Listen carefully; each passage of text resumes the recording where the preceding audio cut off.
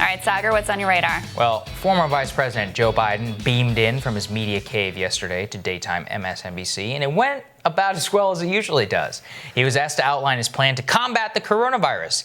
He began once again reading from prepared notes despite being on live television. And after losing his place, he decided to meander onwards. It was painful. And in order to avoid those very high numbers, we have to do at least several things. One, we have to depend on what the president's going to do right now. And first of all, he has to wait till the cases before anything happens. Look, the whole idea is he's got to get in place things that were shortages of. Yes, you heard that correctly. Joe Biden's miraculous challenge to Trump is that he must get things into place where there are shortages of. It's really novel stuff there, Joe. Just hard-hitting, critical analysis.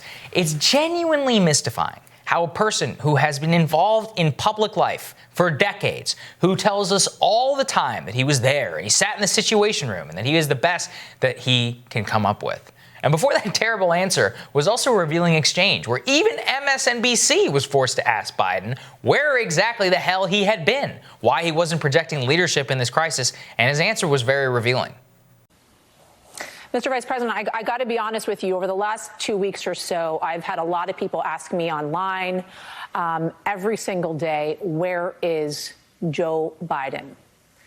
As a candidate for president, are you making yourself visible enough, especially during this crisis? Because it is a fine line to walk. You certainly don't want to be seen as the candidate who is politicizing a pandemic when Americans face this crisis. Everything that I have done has been designed to be constructive. You may recall I was the first one to call for the president way back in January 17th to take this seriously. A real serious crisis has come in an article I wrote. I talked about doing the Defense Production Act before anyone came along. I put together a group of people who are outside experts who don't adhere to any party. They've served for 4 different presidents to say, what do we need to do now? I've been on the phone. So the best I can do from my position is to lay out what I think should be done, how to do it, and when it's not being done, say why. The experts say this is what we should be doing. Let's do it. So his answer is that he was the first one to call for President Trump to call for the Defense Production Act. And now in terms of scale and response to the problem, that obviously barely scratches the surface. But the other issue is it's not even true. Biden did call for the Defense Production Act, actually minutes after Trump had already invoked it from the White House podium. His main response to the coronavirus crisis, as far as I can tell, is pretty much everything Trump has done so far with vague promises about how we apparently should do better. And his lackluster performance isn't just limited to television. His campaign announced last week they would be launching a podcast, which I, along with most of you, groaned at the news of. And it arrived yesterday. And listeners quickly noticed it was taped 6 days ago. When the number of cases in the U.S. were dramatically lower, it literally took the campaign 6 days to put out a 21-minute podcast of Joe Biden having a discussion with his former White House chief of staff, Ron Klain. And as somebody who is both a podcast and nearly double in that length of time and who produces a decent amount of daily content, which I hope you all watch, I know how absolutely pathetic it is that the podcast itself wasn't terrible. And I suspect that one of the reasons that it took 6 days and it was ultimately so short was because of the sheer amount of editing it probably takes to make him sound comprehensible. But broadly, a theme is emerging of Biden far behind the curve of what exactly a coherent response is supposed to look like on a coronavirus crisis, how he would handle things differently. As we sat here from the beginning, the crisis has revealed our society, our economy, our culture for what it really is. And anybody who is in charge of our crisis needs to fundamentally understand there is no going back to the status quo. Because the status quo is the pure madness of living in a country that cannot produce the most basic things it needs in the middle of a catastrophe. We have not heard a single note of reflection from Biden about the makeup of our society. Not a single note of recognition that the trade policy he championed helped lead us to the situation we are in right now. And the American people are waking up. Poll after poll shows him in the lead against Trump. But they also show his lead narrowing closer and closer and closer to the margin of error. A few more TV appearances and podcasts, and I think it's going to be the other way around very soon. I mean, There it is, right? I mean, he's like, I was the first one to call for Defense Production Act. No, not true. Same day that Trump invoked it. And I mean, in terms of his response, he was like, well, we must give things where shortages. It's like, really? Like, that's it? Again, like, you and I think came up. Notes. You and I came up with a better response to him on the air live without thinking about it for a second yesterday. And not reading notes. No notes. Nothing. We're just like, oh, here's like 5 things he could say that he could. And look, I think he would actually do quite well if he were able to do that. If he were able to beam in. I mean, again, the guy's been on TV for how long? Like 40 years? Right. You don't do this when you're on television. Right. You just don't do that. Right. Especially not if you're going to lose your place in your notes anyway. Yeah.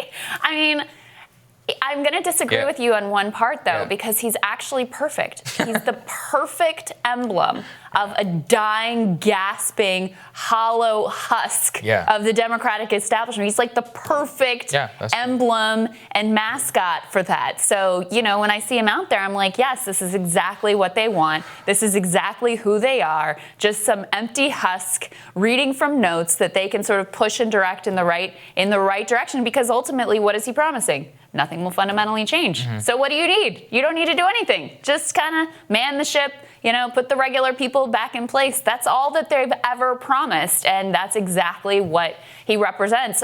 It's also notable he was asked about Medicare for All in that same interview. Yes. That was a good interview that she did, although she did not ask about the fact that there is sexual assault allegation against him, which kind of seems unconscionable. Well, you can't expect them to do everything. And important thing that's going on, which I'm sure if Brett Kavanaugh had been on, I'm sure they would have let him off the hook on that as well, though. So it's of course not a double standard at all. But he got asked also about Medicare for All and if his opinion of that had changed. Of course, he had said that he would veto it, essentially, if it came to his desk, even if it was able to pass the House and the Senate. And he said no, his opinion hasn't changed, even as we watch this crisis unfold, even as he, like Kamala Harris, is calling for testing and treatment to be covered for coronavirus. Well, why does this illness get preferential treatment over if you're dying of cancer or you're dying of some other illness or disease? I guess that still, doesn't deserve payment. But, it also just shows that all the talk and bluster about we're reaching out to Bernie Sanders supporters, we're going to bring young people on board, like it's all hollow. They're never going to do what it takes. And that was that was what I always criticized from him at the beginning, is he thinks that he can just throw out these things like, oh, we'll give free college to people over 100K. And it's like, that's why people supported Bernie. No, as we know, we looked at the polls quite closely. The number one reason that Bernie had support was healthcare. He was the most trusted candidate on all of healthcare in the entire Democratic Party. Right. And healthcare was the number one issue to all constituents. Now, lucky for Biden, everybody who didn't agree with Bernie also were with Biden in the first place. So he ended up winning that contest. But if you actually wanted to reach across the aisle, it's just such basic politics. He would be talking about much more probably universal coverage, about systemic critiques of the healthcare system. But he can't even do that. Right? I mean, all he's talking about is, we need to get shortages where they were. It's like, what does that even mean? Right. I mean, and again, his podcast was with Ron Klain, his former chief of staff, who's actually a smart guy. Yeah. Ran the Ebola crisis and all that. He had a good quite competent. op-ed in the Washington Post. Yes, he's a quite competent person, but he's not able to marshal any of these resources to come up with anything other than we need to get things to where there are shortages of ventilators. He's basically become like a sniping White House correspondent. Right. That's essentially, he's like, why haven't you gotten 800 ventilators from the stockpile? He's not even doing that well. No, and he's not even doing that well. It's easy. The position he's in is so easy, honestly. Yes. You don't have to actually do anything. Like, you don't have to be the person who marshals the resources and actually gets the ventilators where they need to go and gets the ship in place so that there's, for hospital overflow. Like, you don't have to do any of that. You just get to be on the sidelines, essentially critiquing and offering what you would do instead. And he can't even... It's the easiest position to be in. It's so... Because there's plenty to work with. I mean, Lord knows there's plenty in this response that falls short. But he can't even coherently articulate what that critique is or how we would do it differently. You pointed the time frame, 6 days to get out the ballot. I mean, that matters, right? Yeah, things are moving really fast. Every day we're covering, every day there's major new developments. This thing goes in one direction, it goes in another direction. And if you aren't able to respond in that kind of speed, especially when they're not doing campaign events. No. They're not doing fundraisers. They're not, the normal business of campaigning has ended. Essentially, all you're doing is these little media appearances and your 21-minute podcast, and it still takes you 6 days. It recalls when he vanished for a week and they said he was building a home studio. Like, that was the excuse. Yeah, it doesn't take that long. It does speak to, okay, if you were our leader in this crisis, would you have a competent administration? Would you have a capable and timely response? And if you can't even get a podcast down on time, it doesn't inspire confidence. His campaign has been terribly run from the very beginning. And then, remember that first disastrous live stream. The luckiest people on the planet. I saw a tweet which was and it was like, you know what he should be doing? He should be Skyping with first responders who are out there and just saying, hey, thank you guys so much. I'll fight for you, blah, blah, blah. He should be doing television appearances, not just MSNBC daytime. I mean, he should be out there, meet the press, like every single day.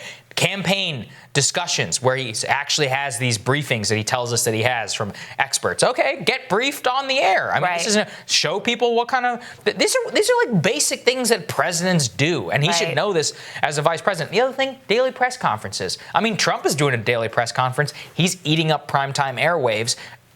I guarantee you, the media wants to give Joe a chance, but he won't even get help them. Like, if he did a daily press conference, they would include a bite of his stuff in the evening news. They'd be like the presumptive Democratic nominee, or the presumed Democratic nominee at this point, given the delegate math. Let's splice that in and give the response. Absolutely. He could do that. It's not difficult. Any savvy, and frankly, what we have said, I think he's kind of lazy. I think he just doesn't really want to work that hard. And at this point, everything has fallen into his lap to become the nominee. He doesn't really have to work that hard. I don't even know if he's capable of doing it, is the thing, to be honest with you. That was the main response. They were like, yeah, this is a great plan for somebody who's not named Joe Biden. Right. And he, doesn't fare well with the comparison with Andrew Cuomo, who I covered yesterday, is in fact terrible, but has this commanding, he does the command and control act extremely, extremely well. And so cable news has sort of fallen in love with him. And you have that direct contrast with Joe Biden. Doesn't work out that well for Joe. Certainly doesn't. All right, next on Rising, we're going to learn about Wisconsin Congressman Mike Gallagher's efforts to reduce dependence on Chinese pharma when Rising continues.